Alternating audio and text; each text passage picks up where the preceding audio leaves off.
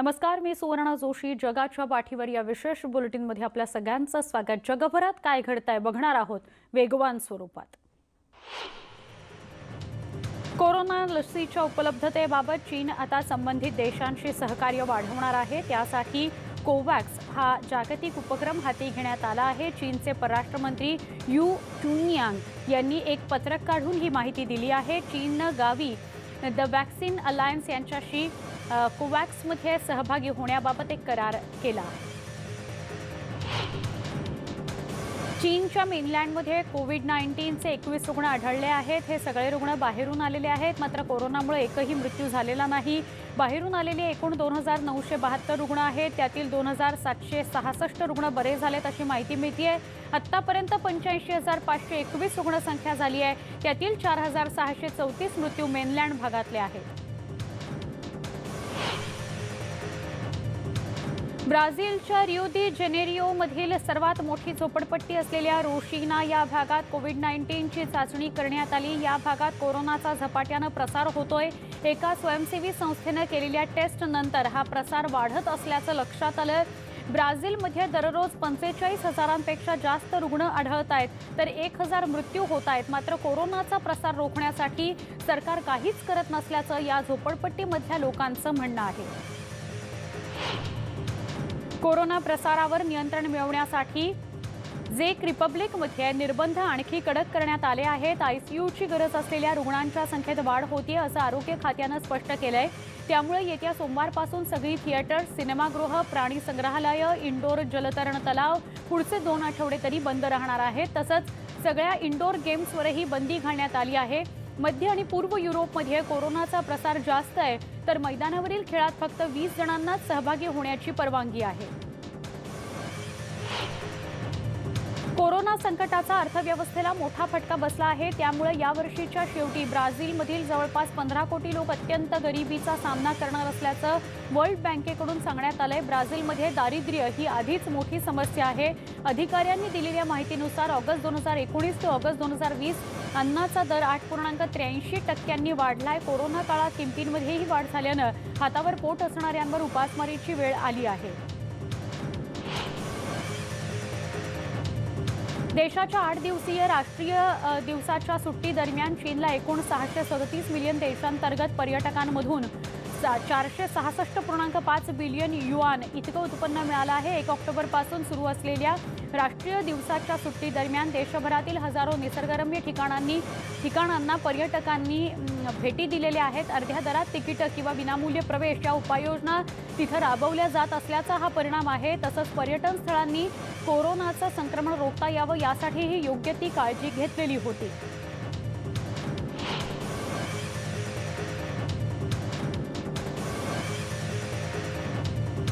अमेरिकेतील कोरोना रुग्णांचा आकडा आता 76 लाखांवर पोहोचण्याच्या तयारीत असल्याची माहिती मिळते. अमेरिकेतील कोरोना रुग्णांचा आकडा आता 75,98,280वर येऊन पोहोचलाय.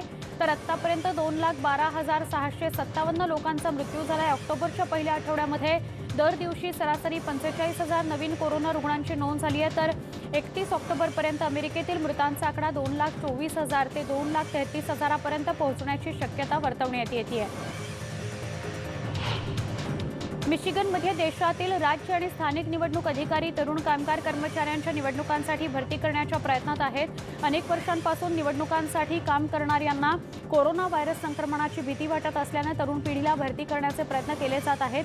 तरुणांना कोरोनामुळे गंभीर आजार होण्याची शक्यता कमी असल्यानं तरुणांसाठी भरती सुरू करण्यात आली. अधिक तासांचं काम, कमी वेतन यामुळे मतदान कर्मचारी मिळणं नेहमीच कठीण होऊन जातं. मात्र त्यातच आता कोरोनाच्या धोक्यामुळे नवीन कर्मचारी भरती आणखी कठीण होणार आहे. अर्जेंटिनाहून बातमी आहे. अर्जेंटिनाच्या समुद्र किनाऱ्यांसंदर्भातली बातमी. अर्जेंटिनाच्या काही अंतर्गत प्रांतात कोरोनाचं संक्रमण अजून वाढतच आहे. आतापर्यंत कोरोनामुळे मृत्यू झालेल्यांना श्रद्धांजली व्यक्त करण्याकरता मार दे प्लाटा या समुद्र किनाऱ्यावर 504 राष्ट्रीय ध्वज लावण्यात आले होते. वाढत्या कोरोना संक्रमणाकडे लक्ष वेधण्याकरता ब्रिस्टॉल या प्रसिद्ध समुद्र किनाऱ्यावर काही सामाजिक कार्यकर्त्यांनी हे ध्वज लावले होते. ब्युनॉस आयर्समधलं कोरोना संक्रमण कमी होत असलं तरी काही प्रांतात उन्हाळ्याच्या सुरुवातीपासूनच संक्रमण वाढतंय.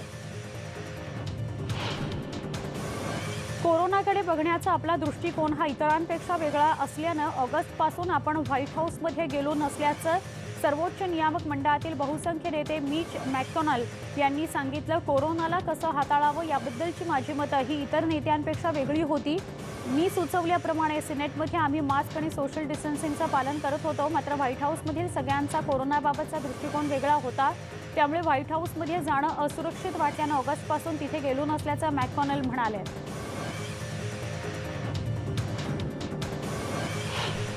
अॅरिझोना नॅशनल गार्डमधले जवान कोरोना तपासणी करणाऱ्या पथकाच्या सहाय्याकरता कासा ग्रँड इथं पोहोचले। बुधवारी अॅरिझोना डिपार्टमेंट ऑफ सिक्युरिटी इथं सुरू असलेल्या कोरोना तपासणीत त्यांनी सहकार्य केलं। राज्यातल्या तपासणी कर्मचाऱ्यांना इतर अत्यावश्यक सेवा पुरवता यावी याकरता ही योजना करण्यात आली होती। इथे जमा करण्यात आलेल्या स्वॅबची तपासणी पुढे लॅबमध्ये केली जाणार आहे।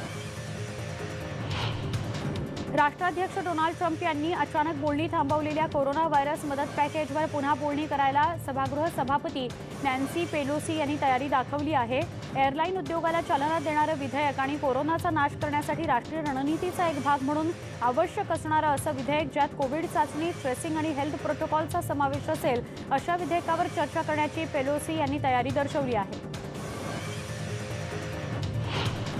कोरोना व्हायरसच्या संकटात अमेझॉनच्या दुर्गम भागात वैद्यकीय सेवा सुधारण्यात मदत करण्याकरता जर्मनीनं पेरूला 1.17 दशलक्ष डॉलर्स किमतीची वैद्यकीय उपकरणं दिली आहेत। पेरुवियन अमेझॉनमधील स्थानिक आणि ग्रामीण भागातील सुमारे 90,000 लोकांना मदत करण्यासाठी ही उपकरणं देण्यात आली आहेत। वितरित करण्यात आलेल्या उपकरणांमध्ये डिजिटल थर्मामीटर, ऑक्सिमीटर आणि कोरोनाचे 32,500 टेस्ट किट याचा समावेश आहे। याद्वारे आरोग्य यंत्रणांना कोरोनाचा सामना करण्यासाठी मदत होणार आहे। बेल्जियममधील ब्रुसेल्समधील बार पुढील 1 महिना बंद ठेवण्याचे आदेश देण्यात आलेत, मात्र रेस्टॉरंट्स खुली ठेवण्याची परवानगी दिली गेली आहे। रेस्टॉरंट्सप्रमाणेच बारमध्येही कॉफी फूडची व्यवस्था केली जाते, त्यामुळे बार आणि रेस्टॉरंट्स वेगळे आहेत हे कशावरून ठरवलं जात आहे असा प्रश्न आता बार मालकांकडून विचारण्यात येत आहे। तसंच रेस्टॉरंट्समध्येही मद्य पुरवलं जातं, मग केवळ बार्सनाच हा नियम लागू का असा सवाल विचारला जातो आहे।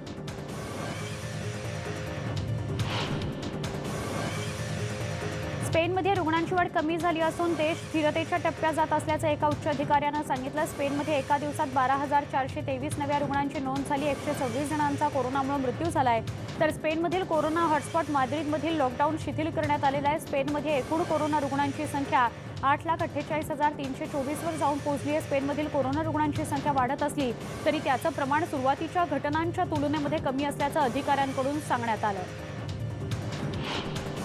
कोरोना रुग्णांमध्ये झपाट्यानं वाढ होत असल्यानं पॅरिसमधील रुग्णालयांना तातडीच्या उपाययोजना कार्यान्वित करण्याचे आदेश फ्रान्सच्या आरोग्य अधिकाऱ्यांनी दिले आहेत। तसंच 4 मोठ्या शहरांमध्ये रुग्ण वाढत असल्यानं अधिकाऱ्यांकडून कठोर निर्बंध लागू करण्यात आले आहेत। शनिवारपासून बेल्जियमच्या सीमेजवळील उत्तरी शहर आणि पूर्व फ्रान्समधील ग्रेनोबल, लियोन आणि सेंट एटिन या शहरांमध्ये निर्बंध लागू करण्यात येणार असल्याची माहिती फ्रेंच आरोग्य मंत्री ऑलिव्हियर वेरान यांनी दिली आहे। चीनचा नापाक इरादा समोर आला आहे। पीओकेमध्ये चीन क्षेपणास्त्र डागणारी यंत्रणा उभारत आहे। भारतीय गुप्तचर यंत्रणांनी दिलेल्या माहितीनुसार पाकव्याप्त काश्मीरमध्ये लष्करी पायाभूत सुविधा उभारण्यात येत असून यासाठी पाकिस्तानला चीन सहाय्य करत आहे। इंडियन एक्सप्रेसला सूत्रांनी दिलेल्या माहितीनुसार पाकव्याप्त काश्मीरमध्ये क्षेपणास्त्र डागता येणारी यंत्रणा उभारण्यात येत असून त्यासाठी पाकिस्तानला चीन मदत करत आहे।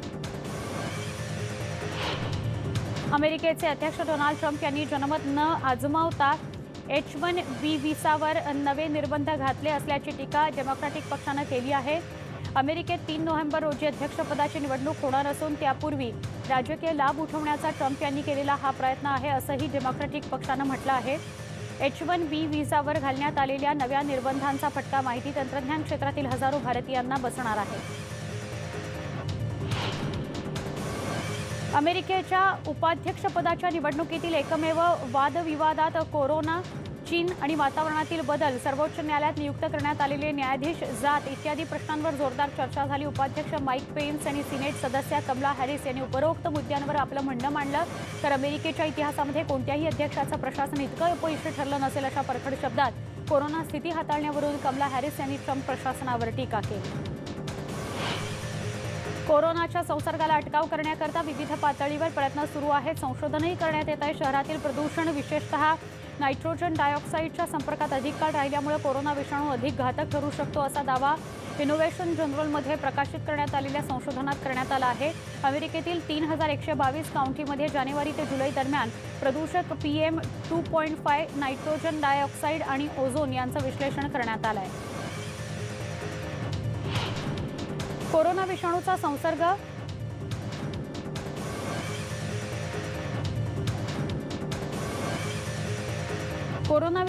संसर्ग हा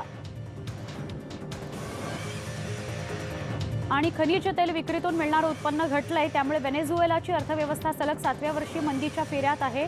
यावर्षी देखील अर्थव्यवस्था 20% घटणार असल्याची शक्यता वर्तवण्यात येते आहे। व्हेनेझुएलामध्ये 1 लाख बोलिव्हर नोट ही सर्वाधिक चलनी मूल्याची नोट असणार आहे। याचं मूल्य $0.23 इतकंच असणार आहे। व्हेनेझुएलामध्ये फक्त 2 किलो बटाटे आणि पाव किलो तांदूळ खरेदी करता येणार आहे।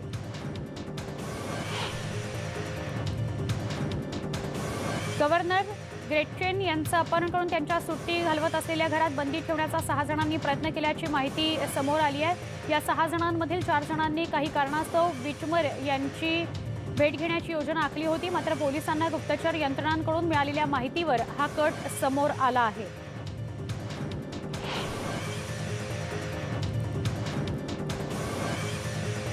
शहरातील पोलीस विभागात सुधारणा व्हावी या मागणीसाठी शेकडो लोकांनी मिनेसोटाच्या सेंट पॉल इथं मोर्चा काढला। अशा सुधारणांच्या गरजेबद्दल जागरूकता निर्माण करण्याकरता हा निषेध आयोजित करण्यात आला असल्याचं आयोजकांनी सांगितलं। जॉर्ज फ्लॉइडच्या मृत्यूच्या आरोपात मिनियापोलिसच्या एका माजी पोलीस अधिकाऱ्याला जामिनावर सोडल्यानंतर हा मोर्चा काढण्यात आला। सुरक्षेच्या कारणास्तव या आरोपीला स्थानिक तुरुंगाऐवजी राज्य कारागृहामध्ये ठेवण्यात आलं होतं।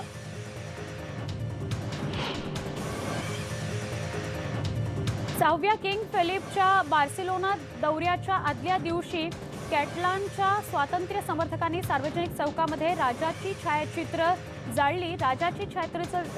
जाळल्याप्रकरणी आंदोलकांना तुरुंगवास होण्याचीही शक्यता आहे। कॅटलान फुटीरतावादक आणि माद्रिद यांच्यात तणाव वाढल्यानंतर सुरक्षेच्या कारणास्तव आधीची भेट रद्द झाल्यानंतर 6ने किंग फिलिप आणि पंतप्रधान पेड्रो सांचेज यांची बार्सिलोनामध्ये भेट झाली।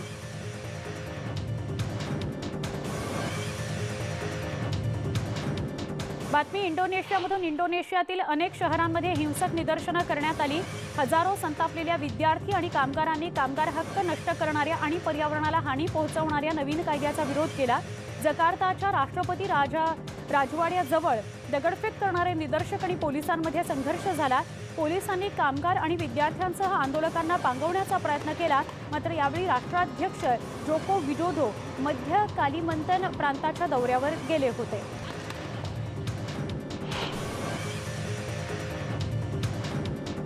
नगोर्नो कराबाखमधील संघर्षात अझरबैजान आणि तुर्कीच्या कृतीचा निषेध करण्यासाठी शेकडो आर्मेनियाई निदर्शक पॅरिसमधील तुर्की दूतावासाजवळ जमले होते। अध्यक्ष इमॅन्युएल मॅक्रॉन, अमेरिकन सुरक्षा परिषद आणि OSCE यांनी युद्धबंदीची मागणी केली, मात्र अझरबैजान आणि तुर्की यांना हे युद्ध सुरू ठेवायचं आहे, हे कधीच मान्य केलं जाणार नाही असं फ्रान्समधील आर्मेनियाई संघटनांच्या समन्वय समितीचे अध्यक्ष मौरद पापाझियान यांनी म्हटलं आहे।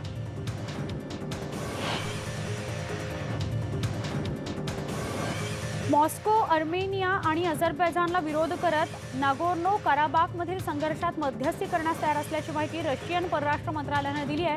लष्करी कारवाई रोखण्याचा मार्ग शोधण्यासाठी रशिया सरकार मॉस्कोचा वापर रशिया, अर्मेनिया आणि अझरबैजानच्या परराष्ट्रमंत्री यांच्या बैठकीत आयोजित करण्यासाठी करत असल्याचं वक्तव्य प्रवक्त्या मारिया झाकारोवा यांनी म्हटलंय। पक्षाशी चर्चा करू आणि पक्षाशी चर्चा सुरू देखील आहे। शक्य वेळेसंदर्भात सल्लामसलत करत असल्याचं त्यांनी स्पष्ट केलं।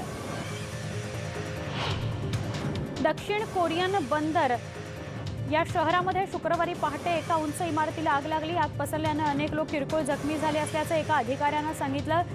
उल्सानमधील दृश्यांमध्ये नारंगी रंगाच्या ज्वालांचा आगीचा एक मोठा प्रचंड गोळा इमारतीच्या 23व्या मजल्यावर दिसत होता आणि अग्निशमन दलाचे कर्मचारी खालून तसंच छतावरून तो विझवण्याचा प्रयत्न करत होते।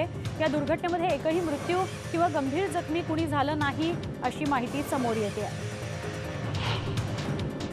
6 महिन्यांच्या कैदेतून सुटल्यानंतर प्रख्यात मालियन राजकारण्यांनी गुरुवारी देशातील अध्यक्षांची भेट घेतली। दरम्यान त्यांच्या घरी जमलेल्या समर्थकांनी त्यांचं स्वागत केलं। मालीचे अध्यक्ष राजवाड्यामध्ये 3 वेळा निवडून आलेले मालियन राष्ट्रपती पदाच्या उमेदवार सौमिला किसे यांनी बाह एंड जॉ आणि मान्यवरांच्या एका मेळाव्यासही भेट दिली। घरी परतत असताना किसेने आपल्या कारमधून हात उंचावत नागरिकांचे आभारही मानताना बघायला मिळाले आणि बाल्कनीत येऊन शेकडो नागरिकांना त्यांनी अभिवादन केलं। व्हेनेझुएलामध्ये पुन्हा एकदा आपल्या देशाच्या आर्थिक आणि मानवतावादी संकटातून नागरिक पळण्याचा प्रयत्न करत आहेत। व्हेनेझुएलाच्या निर्वासनाच्या तुलनेमध्ये तिथून निघणाऱ्या लोकांची संख्या जरा कमी असली तरी कोलंबियाच्या इमिग्रेशन अधिकाऱ्यांचं म्हणणं आहे की आर्थिक अडचणीतून सुटका करून घेण्यासाठी आणि आपल्या कुटुंबाचं पालनपोषण व्हावं या उद्देशानं 2 लाख व्हेनेझुएलन पुढच्या काही महिन्यांमध्ये कोलंबिया देशात दाखल होणार आहेत। लंडनच्या हॅथ्रो विमानतळाच्या एअरलाइन्सच्या ऐतिहासिक तळावरील ब्रिटिश एअरवेजच्या शेवटच्या 2 बोईंग 747 म्हणजेच 747 या विमानांनी गुरुवारी अंतिम उड्डाण केलं। कोरोना व्हायरस साथीच्या आजारामुळे या बोईंगचं सेवानिवृत्ती उड्डाण पुढे ढकलण्यात आलं। दरम्यान कुणीही प्रवासी विमानात नव्हतं। एक विमान वेस्टर्न इंग्लंडमधील केम्बल एअरफील्डला गेलं आणि दुसरं दक्षिण वेल्समधील सेंट ॲथन एअरफील्डमध्ये गेलं।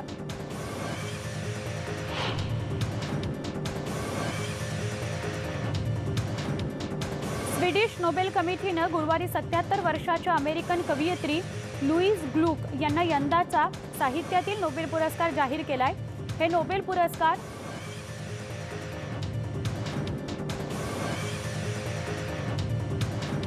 या बातमी आधी आपण बघतोय राष्ट्रीय दिनाच्या 8 दिवसाच्या सुटीच्या काळामध्ये नैऋत्य चीनच्या गुईझोऊ या प्रांतातील पिंगतांग या काउंटीमध्ये आकर्षक विद्युत रोषणाई करण्यात आली। हजारो पर्यटकांना या विद्युत रोषणाईने आकर्षित केलं। कोविड-19 साथीमुळे इतर देशांमधील आंतरराष्ट्रीय प्रवासावरील निर्बंध अजूनही कायम असल्यानं चीनमधील बऱ्याच लोकांकरता ही विद्युत रोषणाई स्वागतार्ह ठरली आहे, पर्याय ठरते आहे। आणि आता आपण नोबेल पारितोषिकासंदर्भातली बातमी बघतो आहोत। स्वीडिश नोबेल कमिटीनं गुरुवारी 77 वर्षाच्या अमेरिकन कवयित्री लुईज ग्लूक यांना यंदाचा साहित्यातला नोबेल पुरस्कार जाहीर केला आहे। हा नोबेल पुरस्कार अल्फ्रेड नोबेल यांच्या पुण्यतिथी दिवशी म्हणजे 10 डिसेंबरला स्टॉकहोममध्ये दिला जातो। 1943 साली न्यूयॉर्कमध्ये जन्म झालेल्या ग्लूक केम्ब्रिजमध्ये राहतात। साहित्य क्षेत्रात त्यांचं मोलाचं योगदान राहिलेलं आहे।